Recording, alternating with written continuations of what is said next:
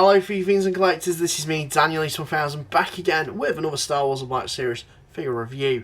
And today we're going to be having a look at the Imperial Armoured Commando. This is a figure that I was really excited about and naturally wanted to armour build. So much so, I have picked up 2 copies of this figure, and that's in preparation for when Hasbro will eventually, sure on the very near horizon I would hope, do a Moff Gideon in Dark Trooper armour, just so I can have both these boys flanking him. But with that little bit nothing information aside, as per usual, we're going to take a look at the packaging first, then the figure. So this is the new style of packaging, of which incorporates a bit of the old and the new. You've got Star Wars Black Series name tab at the top there, that lovely window display. We've got a coloured background with some light imagery in there as well. You can't really see it too well just because of the glare, but that really does offset the figure, makes it stand out a hell of a lot nicer. You've got the name of the character on the side there, the number, the name of the media that it's from,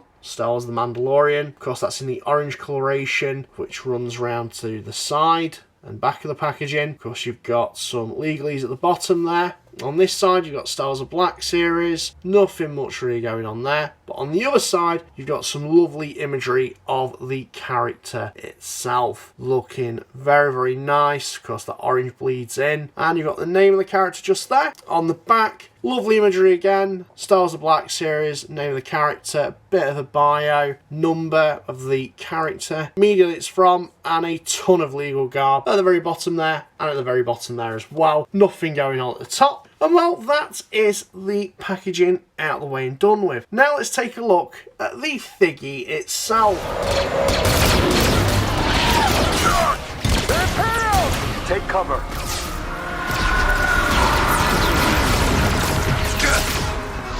They're wearing beskar armor!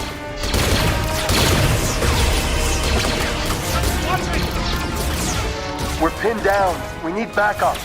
So here we have the figure itself out of the packaging and in hand. Like I said, I did have to pick up 2 of these because I love the aesthetic of these troopers. Just really sweet looking. They have the bones of the Mandalorian sort of armor design, but then it's been completely stripped of any personality to the Mandalorian and replaced with that cold white Imperial finish that we all know. Added with that really brazen grey, just reaffirming devoid of personality to these troopers. I of course had to pick up a display stand as well, or a couple of display stands to get these posed up on, and I have to say that really does add to the displayability of these figures. So the display stands don't come with this is just like an additional thing I just want to throw out there. It's up to you, display figures. It's nice to accessorise sometimes. But anyways, here we have the Imperial Armoured Commando, just looking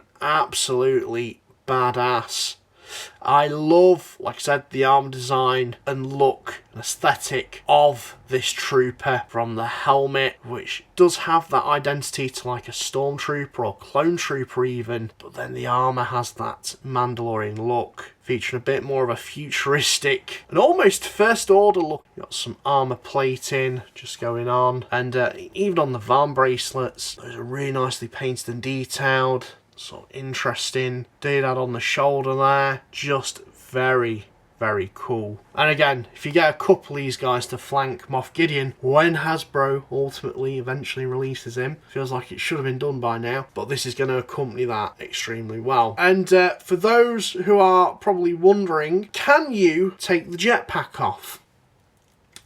Yes, you can, because that's a standard thing that Hasbro seems to do. But I think more important to note is, can you take said jetpack and apply it onto a Din Djarin Mandalorian figgy? Well, to prove that, I've got the Glavis Ringworld Mandalorian, of which I have reviewed. Link up there if you want to check that out. And I can confirm, if you do remove the jetpack off this particular figure, and you can recreate that scene from Mandalorian Season 3, where Din Djarin does take the jetpack of one of the commandos. I know Vintage Collection have already beaten Black Series to the chase with this.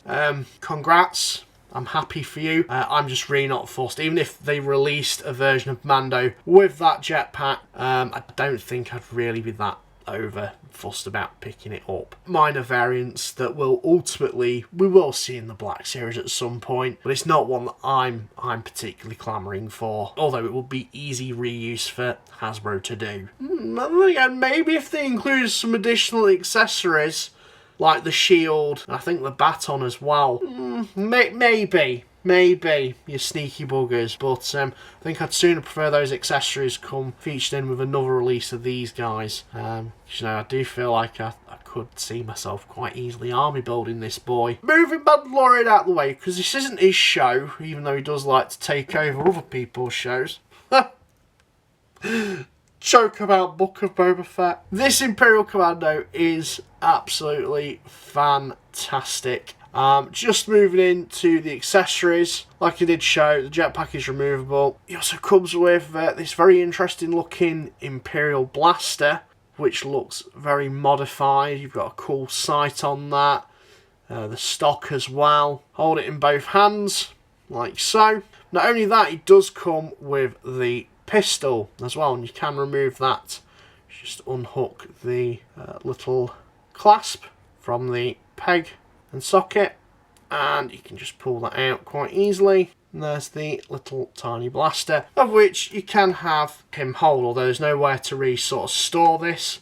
You can sort of wedge it into the backpack, kind of like I've done with this one. Yeah, there's nowhere to really properly store that, but there's nothing to stop you from having him hold it. Well, there's the other version I've got, holding that little tiny blaster pistol, looking very, very sharp. If we now move on into the articulation of this guy, he has a ball jointed head, ball joint in the neck, butterfly joints in the shoulders, ball jointed elbows. There's a swivel at the top of the gauntlet just there, and ball jointed wrists, ball jointed torso, ball jointed hips, ball jointed knees, and ball jointed ankles with the rocker joints. So you can get this guy in, as you'd expect, plenty of dynamic poses, which is perfect when you're having him, or a group of these, face off against Mando and Bo-Katan, and indeed flanking that, hopefully soon to be released, Moff Gideon in Dark Trooper armour. I think this is one of the standout figures in the wave. It's a really strong wave as it is anyway, but this is one of the standout ones. I think the one that a lot of people will want to army build, if not just to get two of. You know, one's nice, but two's a nice little sweet spot. But I could see people